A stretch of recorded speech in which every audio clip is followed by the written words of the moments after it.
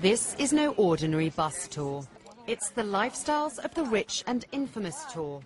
On board, more than 40 Americans who are angry. Within my community, 15% of the population is unemployed.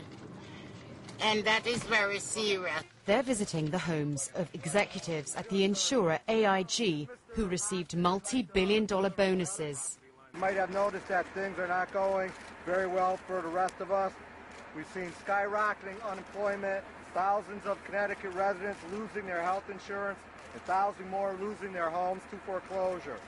Retirement and college savings have been wiped out. It's not a pretty picture.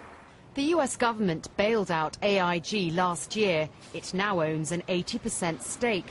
Public outrage is mounting that bonuses were paid out to the AIG top brass. I worked in a steel rolling mill for 19 years, and I got laid off about 7 weeks ago.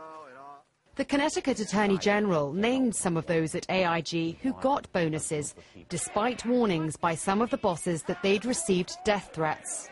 The chairman of AIG read an email he got last week to a congressional committee about how he and all of his family should be hanged with piano wire, and all the other executives who got these bonuses. So there is a real anger. This has struck, these bonuses have struck a nerve throughout the country. Money for the needy, not for the greedy. And it's adding to pressure on US Treasury Secretary Timothy Geithner.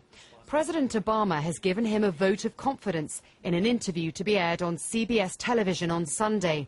President Obama insists that Mr. Geithner has his full support.